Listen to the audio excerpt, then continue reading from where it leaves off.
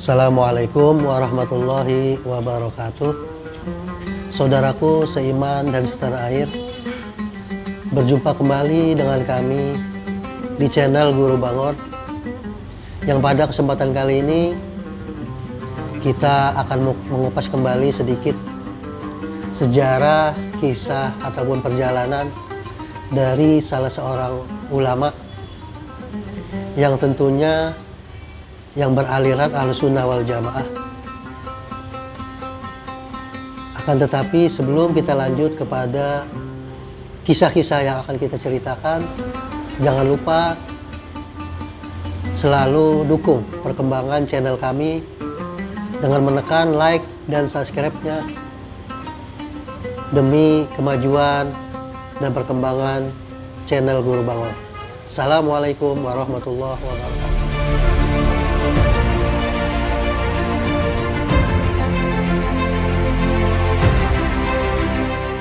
Saudaraku seiman dan setanah air,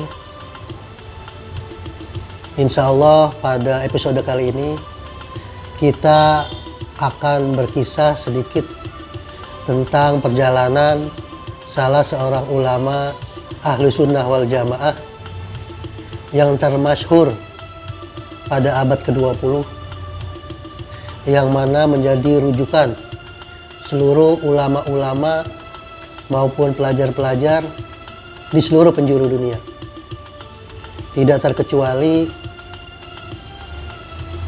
bagi negara kita Indonesia. Beliau mendapat julukan Al-Musnid Dunia, atau bisa dikatakan sandaran dunia, atau pula ada yang mengatakan beliau orang yang paling banyak memiliki sanad-sanad hadis yang tersambung ke Rasulullah pada abad ke-20. Sehingga tidak diragukan lagi, begitu banyak para ulama-ulama maupun pelajar-pelajar khususnya dalam bidang hadis berguru kepada beliau untuk mendapatkan ijazah sanad yang bersambung ke Rasulullah Shallallahu Alaihi Wasallam. Beliau adalah Al-Allamah Syekh Muhammad Yasin bin Muhammad Isa Al-Fadani. Beliau berasal dari kota Makkah, sekalipun beliau tinggal di kota Makkah dan memiliki lembaga pendidikan di kota Makkah, akan tetapi beliau sangat cinta akan negara kelahiran leluhurnya, yaitu Indonesia, dikarenakan kecerdasan dan keilmuan yang dimiliki oleh Syekh Yasin Al-Fadani. Bahkan ada salah satu waliullah dari Tarim Hadramaut, yaitu Al-Allamah Al-Habib Segaf bin Muhammad As-Segaf. Beliau mengatakan bahwa Syekh Yasin Al-Fadani adalah As-Suyutiyu zamanihi, yang artinya Imam Suyuti pada zamannya. Itulah salah satu pengakuan dari seorang tokoh ulama sekaligus waliullah tentang ketinggian dan kecerdasan dari Syekh Yasin Al-Fadani. Akan tetapi dari semua itu, satu yang menonjol dari Syekh Yasin Al-Fadani, bahwasannya beliau sekalipun seorang ulama yang termasyhur, seorang ulama yang mumpuni, dan seorang ulama yang menjadi rujukan para pencari ilmu di seluruh penjuru dunia, akan tetapi beliau terkenal dengan sikap kesederhanaannya, di mana hampir setiap hari beliau hanya berpakaian kaos oblong dan dengan sarungnya. Bahkan beliau tidak segan-segan keluar masuk pasar untuk membeli sayur, memanggul sendiri. Bahkan beliau sering duduk-duduk di kedai teh sekaligus menghisap sisa, yaitu sejenis rokok Arab. Sehingga walaupun beliau melakukan hal tersebut, tidak ada seorang pun yang berani mencela beliau, dikarenakan ketinggian dan keluasan ilmu beliau. Syekh Yasin Al-Fadani, beliau sejak dari kecil sudah diprediksi akan menjadi tokoh dan ulama termasyhur pada zamannya. Ketika Syekh Yasin berusia 13 tahun, beliau bertemu sekaligus berguru dengan salah satu tokoh ulama besar di kota Makkah yang berasal dari tanah Pasundan, tepatnya daerah Bogor. Beliau adalah Syekh Mukhtar bin Atorid Al-Jawi Al-Maki, yang menjadi guru daripada Syekh Yasin ketika berusia 13 tahun. Ketika masih muda belia, sekitar umur 13 tahun, Syekh Yasin diberikan seluruh sanad keilmuan Syekh Mukhtar Bogor. Padahal ketika itu Syekh Yasin masih berusia 13 tahun, belum lulus sekolah.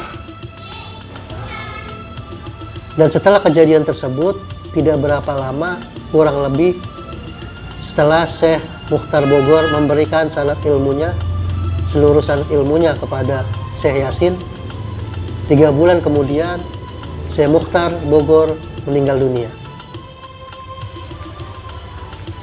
Suatu ketika ada salah seorang muridnya yang diminta oleh Syekh Yasin untuk membuatkannya teh sekaligus menyiapkan sisa atau sejenis rokok Arab.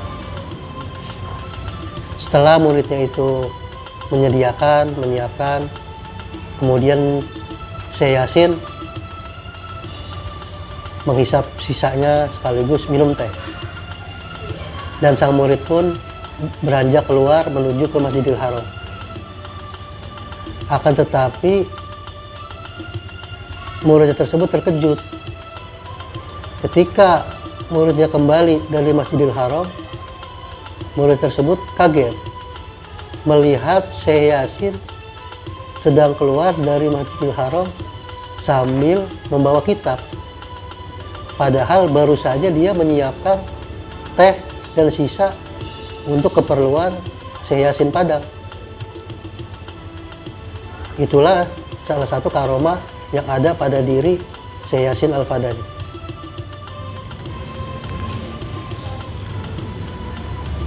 Bahkan pernah pada suatu hari ketika Syekh Yasin Al-Fadani berkunjung ke daerah Bangil, beliau bertemu dengan Aba Guru Sekumpul, sehingga tidak dilewatkan kesempatan kali itu. Kita semua sudah paham, sudah mengerti bahwa Syekh Yasin Al-Fadani ini adalah ulama yang tersohor, yang tinggi ilmunya. Tetapi kenapa beliau gemar menghisap sisa ataupun gemar merokok? Bahkan hampir 200 batang sehari. Akhirnya setelah dibujuk oleh Aba Guru Sekumpul, mengapa beliau selalu merokok, selalu menghisap sisa, Syekh Yasin Al-Fadani akhirnya menjawab,